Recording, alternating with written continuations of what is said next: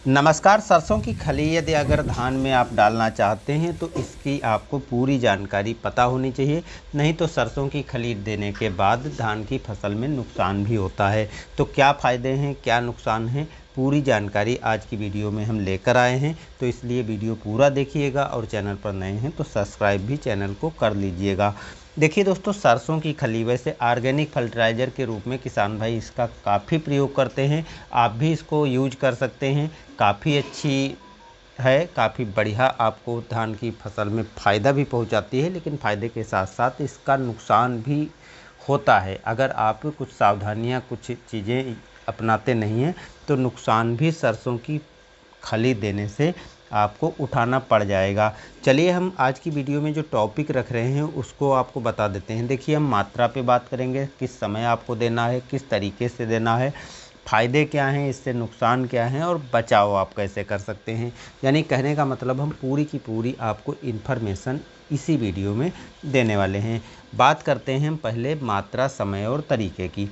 सरसों की खली में जो मौजूद पोषक तत्व होते हैं वो नाइट्रोजन 5%, फास्फोरस लगभग 2%, calcium, protein, magnesium, amino acid जैसे अन्य सूक्ष्म तत्व भी होते हैं और पोटास इसमें 1% से थोड़ी ज़्यादा होती है, यानी 1.2% पोटास भी होती है। तो कहने का सीधे मतलब है कि जो पोषक तत्व धान की फसल को चाहिए होते हैं, वो सभी तत्व लगभग मौजूद इसमें होते हैं।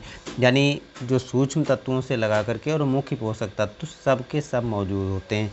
तो इसको आप यदि आप यूज करते हैं तो ग्रोथ प्रोटेक्टर के रूप में किसान भाई यूज कर सकते हैं, फर्टिलाइज़र के रूप में भी ऑर्गेनिक खेती करने वाले किसान भाई यूज कर सकते हैं।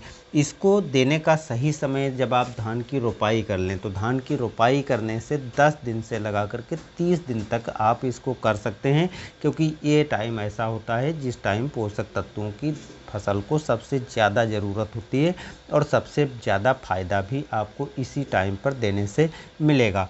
अब देने के तरीके के बारे में भी आपको ज़रूर पता होना चाहिए। तो देने का तरीका इसका, आप जो सरसों की खली का केक होता है उसको आप सीधे खेत में डाल सकते हैं। यदि पर्याप्त नमी है या 1 से 2 इंच तक पानी भरा हुआ है तो सीधे आप इसको खेत में डाल सकते हैं।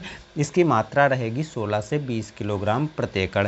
इसको पाउडर के रूप में भी आप दे सकते हैं, जैसे इसको हल्का सा पीस लीजिए, थोड़ा जैसे DAP NPK होती है उस टाइप की, और इसको आप सीधे डाल सकते हैं। तो इसकी भी मात्रा 16 से 20 किलोग्राम आपको रखनी पड़ेगी। तीसरा तरीका है घोल तैयार करके, या आप सरसों की खली खरीद करके डालते हैं तो घोल तैयार करके डालना काफ़ी बेटर रहेगा, क्योंकि सीधी बुआई करने में थोड़ा खर्चा ज़्यादा आएगा और घोल कर तैयार करने में कम खर्चा आएगा। घोल कर यदि आप घोल तैयार करके स्प्रे करते हैं तो 3 किलो से 5 किलोग्राम 1 एकड़ के लिए सरसों की खली पर्याप्त है।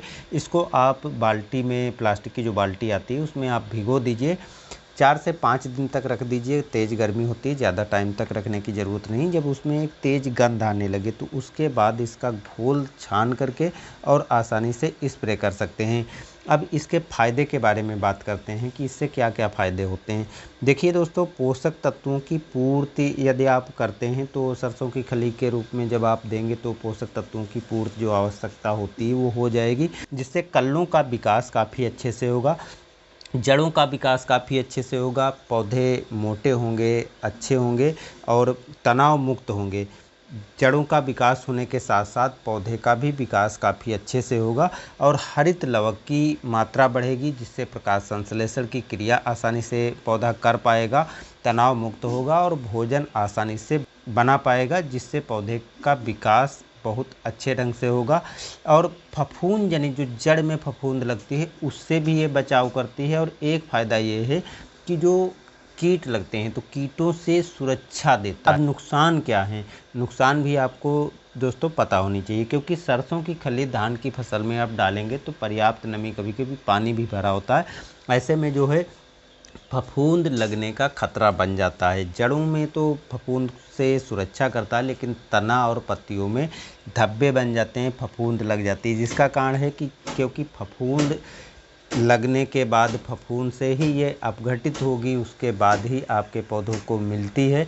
यदि आप स्प्रे करते हैं तो स्प्रे के माध्यम से जब आप स्प्रे करेंगे तो वहाँ पर भी पत्तियों पर फफूंद और तनों में फफूंद लगने का खतरा बन जाता है। तो इसलिए जब भी आप इसका इस्तेमाल करें तब आपको फफूंदनाशक डालना ज़रूरी है। यानी बचाव के उपाय यदि हम कहें तो इसके साथ में आप फफूंदनाशक को मिला करके ज़रूर डालें।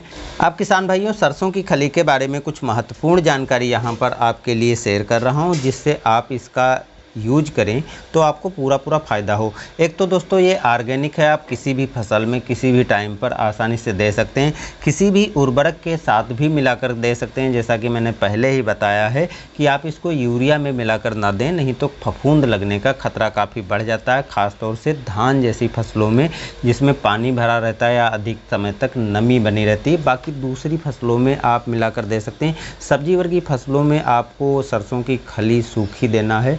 हल्की मिट्टी में नमी होनी चाहिए, बहुत नमी नहीं होनी चाहिए, नहीं तो बहुत जल्दी फफूंद लगता है। तीसरी चीज़, आप इसको कीटनाशक के साथ मिला करके स्प्रे करना चाहें तो आसानी से स्प्रे किया जा सकता है। फफूंदनाशक को आसानी से आप मिलाकर दे सकते हैं। तो सरसों की खली को यदि आप सही ढंग से सही तरीके से प्रयोग करेंगे तो बहुत से होने वाले अतिरिक्त जो खर्च हैं उनसे आप बचाव कर पाएंगे और सरसों की खली का पूरा फ़ायदा भी मिलेगा।